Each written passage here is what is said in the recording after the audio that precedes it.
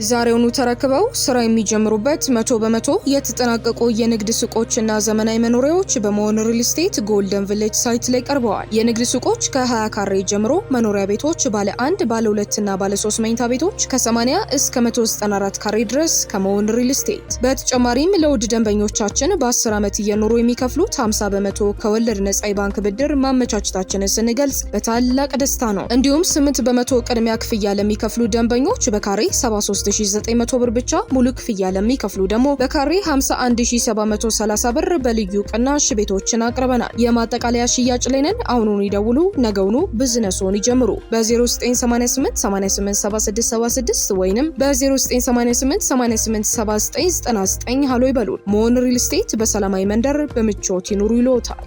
ጤና ይስጥልን አድማጮች፣ ይህ አዋዜ ልዩ ላልሰማችሁ ነው። ከመረጃዎቹ ጋር አብርሃም መኳንንት ነኝ። ኒውክሌር ታጣቂዋ ፓኪስታን በአፍጋኒስታን ከተሞች ላይ የአየር ጥቃት ሰነዘረች። አፍጋኒስታን ግልጽ ጦርነት ታውጆብኛልም ብላለች። የትላንቱ የአሜሪካና ኢራን ንግግር ያለ ስምምነት ተጠናቋል። የአሜሪካ ስትራቴጂካዊ አውሮፕላኖች እስራኤል መግባታቸው ተሰምቷል። አሜሪካ በጄኔቫ እየተደራደረች በእስራኤል ወታደራዊ ዝግጅቷን እያጠናከረች ነው አስብሏታል።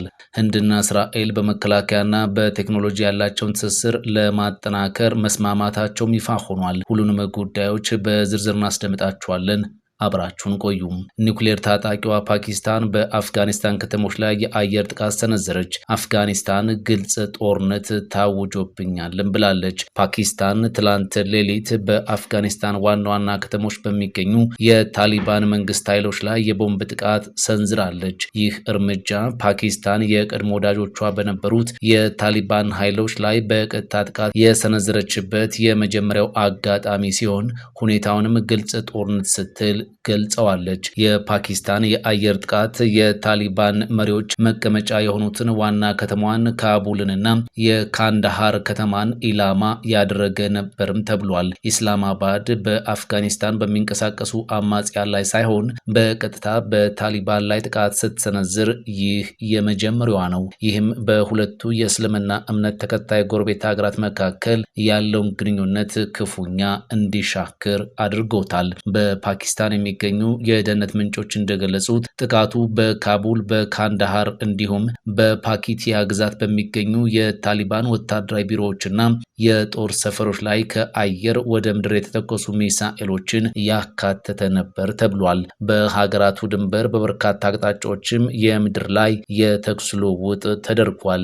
ታሊባን በበኩሉ በፓኪስታን ወታደራዊ ተቋማት ላይ የአጸፋ እርምጃ መውሰዱን አስታውቋል። ሁለቱም ወገኖች ከፍተኛ ጉዳት መድረሱን የገለጹ ቢሆንም በገለልተኛ ወገን ያልተረጋገጡና እርስ በርስ የሚጋጩ የጉዳት መጠኖችን ይፋ አድርጓል። የፓኪስታን መከላከያ ሚኒስትር ዛሬ በሰጡት መግለጫ የትዕግስታችን ጽዋ ሞልቶ ፈሷል፣ አሁን በእኛና በእናንተ መካከል ግልጽ ጦርነት ተጀምሯል ብለዋል። ይህ ጥቃት በ2600 ኪሎ ሜትር የድንበር መስመር ላይ ለረጅም ጊዜ የሚቆይ ግጭት ሊቀሰቅስ እንደሚችልም ክፉኛ ተሰግቷል። በካቡልና በኢስላማባድ መካከል ያለው ግንኙነት የሻከረው ፓኪስታን አፍጋኒስታን በድንበር በኩል ጥቃት ለሚሰነዝሩ አማጽያን መጠለያ እየሰጠች ነው በሚል በምታቀርበው ክስ ሳቢያ ነው። ታሊባን ክሱን ውድቅ በማድረግ የፓኪስታን የደህንነት ችግር የሀገሪቱ የውስጥ ጉዳይ ነው ሲል ይሞግታል። ፓኪስታን የኒውክሌር ጦር መሳሪያ ባለቤት ስትሆን ወታደራዊ አቅሟም ከአፍጋኒስታን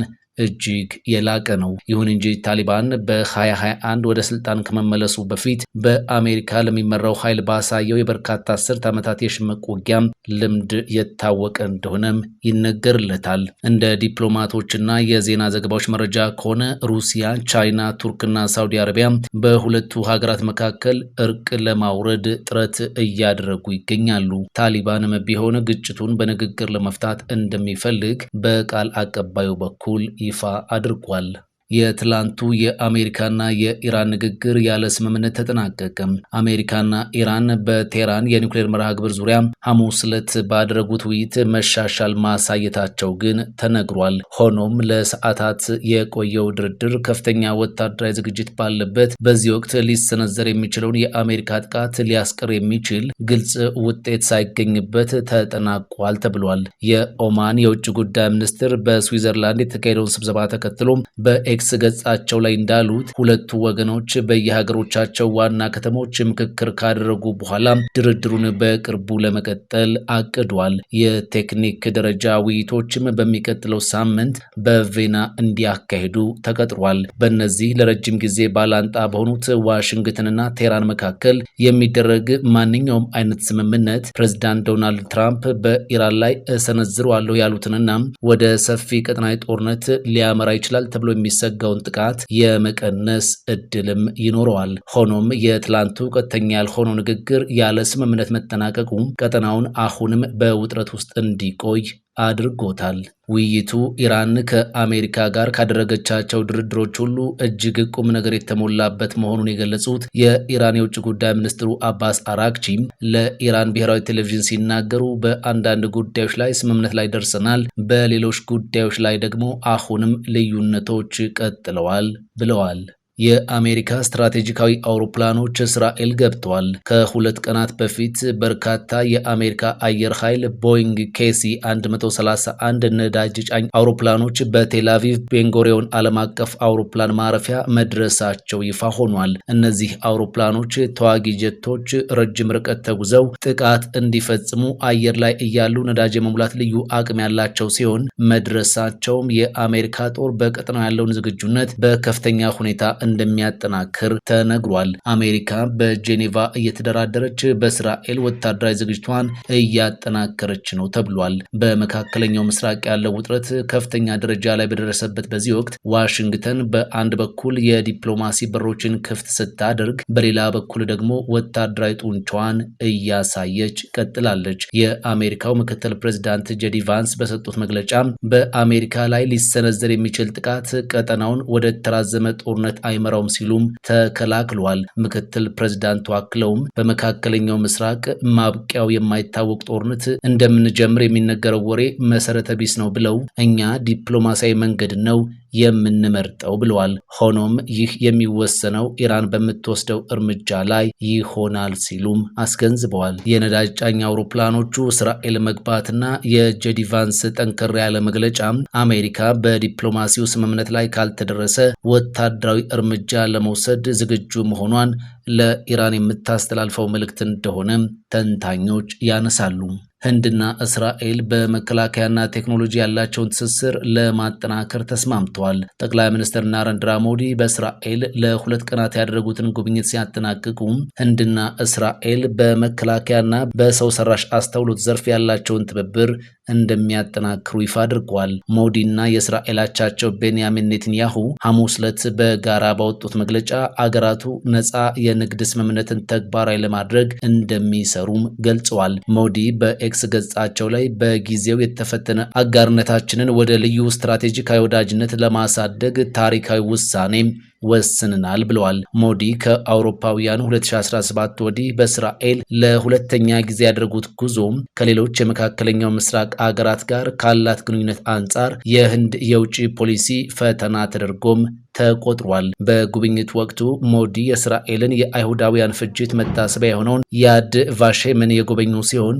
በአገሪቱ ምክር ቤት ተገኝተውም ንግግር አድርገዋል። በዚህ ንግግራቸው ላይ መስከረም 26 2016 በሐማስ የተፈጸመውን ጥቃት አውግዘዋል። ህመማችሁ ይሰማናል፣ ሐዘናችሁን እንጋራለንም ብለዋል። ህንድ በዚህ ወቅትና ከዚህም በኋላ ከእስራኤል ጋር በጽኑ ትቆማለች ብለዋል። ቀደም ሲል ህንድ የሐማስን ጥቃት አውግዛ ለእስራኤል ያላትን አጋርነቷን በመግለጽ በጋዛ በሰላማዊ ዜጎች ላይ የሚደርሰውን ጉዳት በተመለከተም ስጋቷን አስታውቃ ነበር። ሁለቱ አገራት በመረጃ መረብ ደህንነት፣ በንግድ፣ በህዋ ምርምር፣ በትምህርት፣ በኢንቨስትመንት፣ በግብርና እንዲሁም በኢኮኖሚ ትብብር የሁለትዮሽ ስምምነቶችን ተፈራርሟል። በተጨማሪም እስራኤል በሚቀጥሉት 5 ዓመታት ውስጥ ተጨማሪ 50 ሺህ ሰራተኞችን ከህንድ ወደ አገሯ ለማስገባት ቃል ገብታለች። ዛሬውኑ ተረክበው ስራ የሚጀምሩበት 100% የተጠናቀቁ የንግድ ሱቆችና ዘመናዊ መኖሪያዎች በመሆን ሪል ስቴት ጎልደን ቪሌጅ ሳይት ላይ ቀርበዋል። የንግድ ሱቆች ከ20 ካሬ ጀምሮ፣ መኖሪያ ቤቶች ባለ 1፣ ባለ 2 እና ባለ 3 መኝታ ቤቶች ከ80 እስከ 194 ካሬ ድረስ ከመሆን ሪል ስቴት። በተጨማሪም ለውድ ደንበኞቻችን በ10 ዓመት እየኖሩ የሚከፍሉት 50% ከወለድ ነጻ የባንክ ብድር ማመቻቸታችንን ስንገልጽ በታላቅ ደስታ ነው። እንዲሁም 8% ቅድሚያ ክፍያ ለሚከፍሉ ደንበኞች በካሬ 73 በ3900 ብር ብቻ፣ ሙሉ ክፍያ ለሚከፍሉ ደግሞ በካሬ 51730 ብር በልዩ ቅናሽ ቤቶችን አቅርበናል። የማጠቃለያ ሽያጭ ላይ ነን። አሁኑን ይደውሉ፣ ነገውኑ ቢዝነስዎን ይጀምሩ። በ0988 887676 ወይንም በ0988 887999 ሃሎ ይበሉን። ሞን ሪል ስቴት በሰላማዊ መንደር በምቾት ይኑሩ ይሎታል። ፈጣን ያልተሰሙ መረጃዎችንና ትኩስ የኪነ ጥበብ ዜናዎችን ለማግኘት የቁም ነገር ሚዲያ የዩቲዩብ ቻናልን በመቀላቀል ቤተሰብ የሆኑ ቻናላችንን ሰብስክራይብ ያድርጉ። በቲክቶክም አለን። ቁም ነገር ሚዲያ ኦፊሻል ብለው ይከተሉን።